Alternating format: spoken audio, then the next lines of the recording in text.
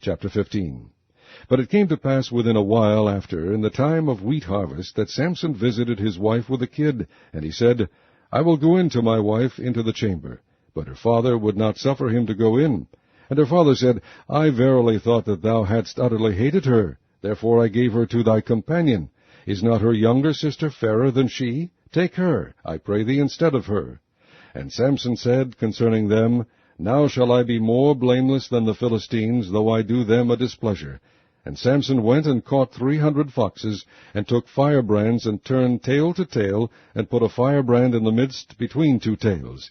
And when he had set the brands on fire, he let them go into the standing corn of the Philistines, and burnt up both the shocks, and also the standing corn, with the vineyards and olives. Then the Philistines said, Who hath done this? And they answered, Samson, the son-in-law of the Timnite, because he had taken his wife, and given her to his companion.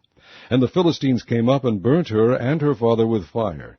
And Samson said unto them, Though ye have done this, yet will I be avenged of you, and after that I will cease. And he smote them hip and thigh with a great slaughter, and he went down and dwelt in the top of the rock Etam. Then the Philistines went up and pitched in Judah, and spread themselves in Lehi. And the men of Judah said, Why are ye come up against us? And they answered, To bind Samson are we come up, to do to him as he hath done to us. Then 3,000 men of Judah went to the top of the rock Etam, and said to Samson, Knowest thou not that the Philistines are rulers over us? What is this that thou hast done unto us? And he said unto them, As they did unto me, so have I done unto them. And they said unto him, We are come down to bind thee, that we may deliver thee into the hand of the Philistines. And Samson said unto them, Swear unto me that ye will not fall upon me yourselves. And they spake unto him, saying, No, but we will bind thee fast, and deliver thee into their hand. But surely we will not kill thee. And they bound him with 2 new cords, and brought him up from the rock.